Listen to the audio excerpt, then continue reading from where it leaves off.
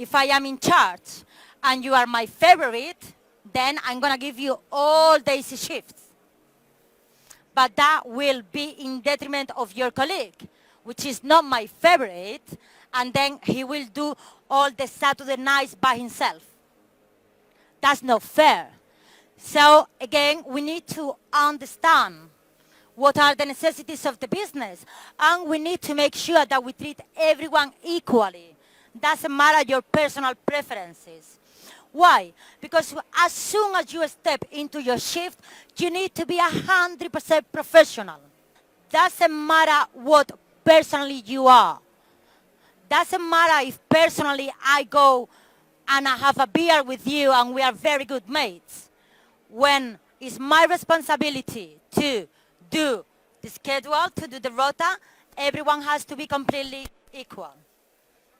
And of course, the lack of equal opportunities, we go to unfair treatment, yeah? Bullying and harassment. Because you stole my cat, now I'm gonna make sure that your life is miserable. No, personal problems have no space at all in the work environment, yes? Talent management life cycle, which is, you probably cannot see, can you see the inner circle?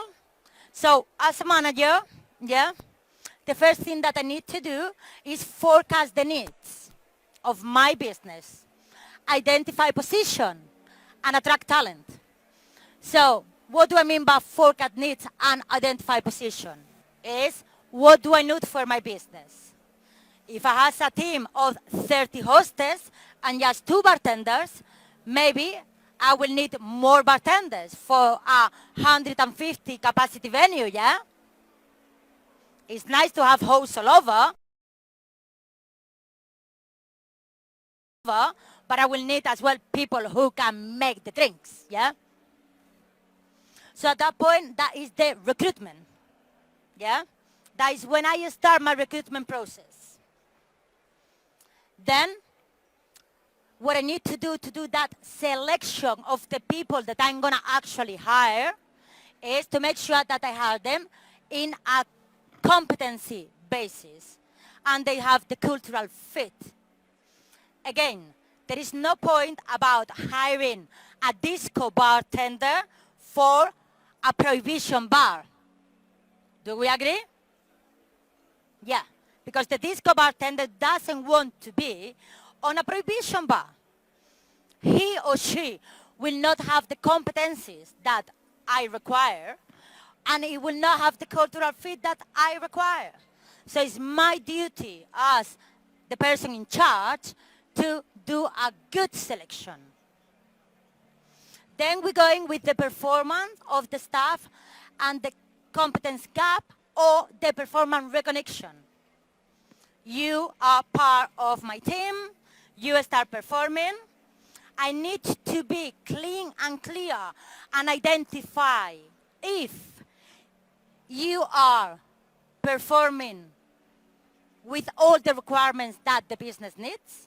And in that case, I need to tell you, I need to make sure that I tell you how many times staff is working really hard and the management or the person in charge doesn't recognize them, doesn't recognize that they're doing a great job, doesn't recognize that they are apporting to the business.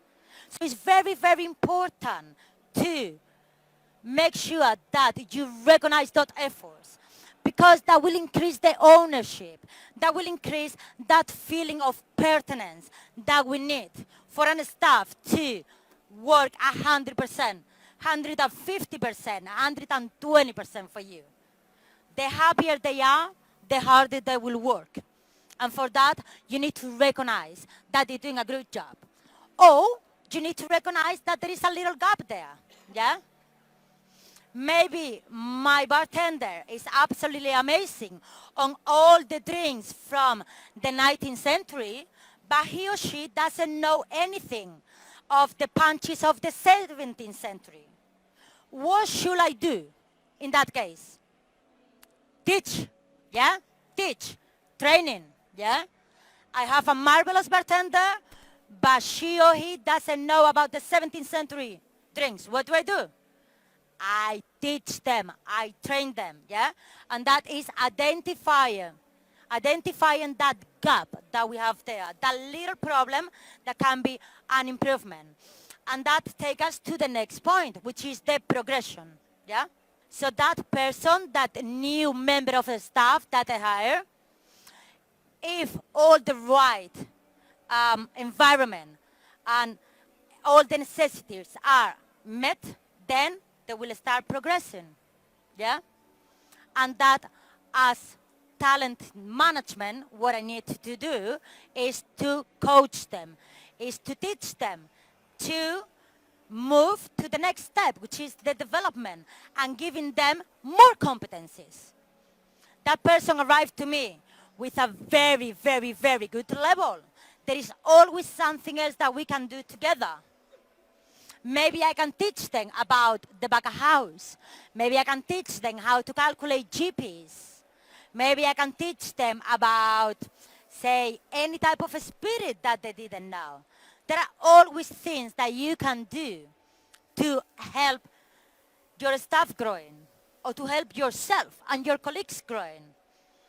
Yesterday, someone asked me how did I become a very successful bartender. And it was by studying a lot, reading a lot, working really hard, and learning from my colleagues and my guests. The guests are the ones that we can teach you a lot. Because it doesn't matter how many books have you read or how many YouTube videos have you watched, because now there is a lot of knowledge around. At the end of the day, our last and ultimate goal is to make sure that our guest is completely satisfied. And what do we need to do for that? We need to listen to them. We need to interact. So the best way to learn is through experience. So of course, the circle complete about, knowledge transfer. I am in charge and I know a lot about the 17th century punches, but I want you to be able to deliver exactly the same quality whenever I'm not around. So, knowledge transfer, and like this, your staff will not leave. Because that is another massive problem that we get. Staff that get bored. How many times have you not left a place because you couldn't grow there? You couldn't improve, yeah? You there, you get bored. No one look after you anymore. No one teach you anymore. So then you leave. In an ideal situation, yeah, I know. That happened to me every couple of years, yeah? Every couple of years, we're like, this is not going on, yeah? So to really manage that talent properly, that's what we need to do. We need to keep on giving them more knowledge, more skills, more competencies, so they can grow. In that point, there are a little problem is that there is a lot of people who is scared about sharing the knowledge because they think that if they share the knowledge, they will lose their power. I found that it's completely the opposite. The more people know, the easier my life is. It's a lot better to share the knowledge and make sure that people is there with you, because then you don't fight alone. If we are looking to provide an excellent service and make sure that our place is fully enjoyed by our guests, we need to make sure that everyone knows as much as possible. So you don't fight alone. You have a team that supports, I believe in you. Do we all agree with that? Yeah? Very good. Please. You need some coffee. No? Not yet? Yet. The guest is not always right, but the guest is always the guest. I do not believe the sentence that the guest is always right. No. Guests are human beings.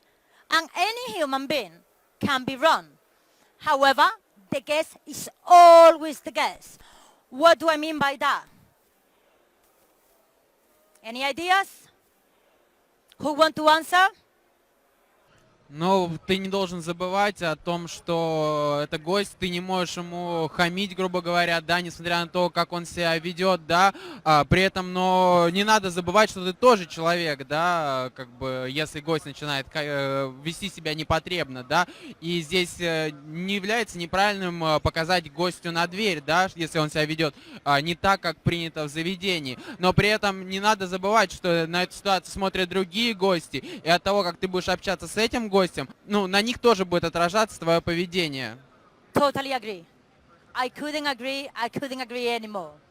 На самом деле Yes? я считаю, что мы должны помогать человеку, который может ошибаться. То есть мы с вами просто берем человеческий фактор, и если что-то идет не так, если гость Of course. что-то делает не так, то есть мы должны просто помогать, потому что мы являемся людьми, которые направляют человека, и в этом плане как-то и мы Correct. заслужим авторитет с его стороны.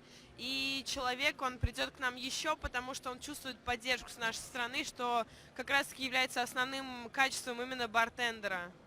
Absolutely agree. Yeah, 100%.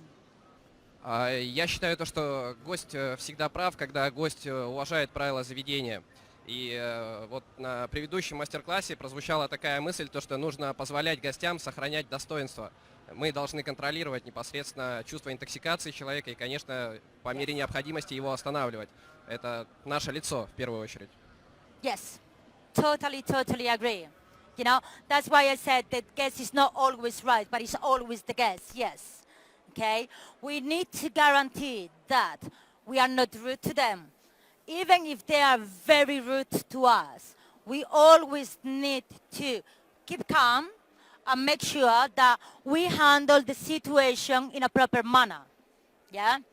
Again, if we are in a classic bar and a guest jump on the table and start dancing and stripping, that is not the code of our place because we are not a nightclub. That will be a guest that is not following the rules of the house. In that case, we will need to ask that guest to stop what they're doing and to behave according to the place. But doesn't matter how rude they are to us, we cannot lose control, okay? We always need to be nice and polite because our ultimate goal is to please the guests, yeah? Do we all understand who Jerry Thomas is? Do we know Jerry Thomas? Yeah, hands up. Who knows who Jerry Thomas is? Yeah? Good. That's not bad. So for those of you who doesn't know who Jerry Thomas was the first bartender who wrote a book about the business, yeah? And I always, when I teach, I use that quote, yeah? Please the guest, guarantee that we show him or her a very good time because they are the one who spend the money in our venue. They are the one who pay our bills, yeah? But at the same time, there is no space for abuse.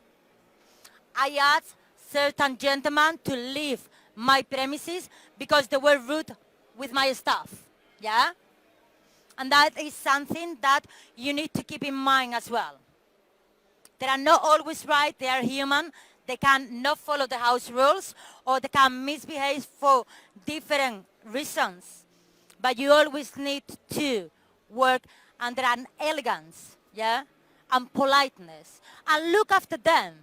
Because maybe someone, just had one martini too many, and they are doing stupid things because they are intoxicated, but they don't really mean it. So then you will, again, show care, yeah, because that is our business, to look after them, care for them, show care, and sending out without embarrassment, sending out without humiliation, which is very, very important, yeah? The other quote that is really important to me are, the proportion are a matter of personal taste, depending on the strength and sweetness desire. What do you think that I mean by this? Who would like to answer? Ну, я считаю, что раз пропорции это дело лично каждого, то если гость пожелает что-то изменить в том напитке, который мы ему подали с теми нашими пропорциями, заявленными заведением, можно с легкостью это сделать по его просьбе. Absolutely, absolutely correct. And that is very, very important because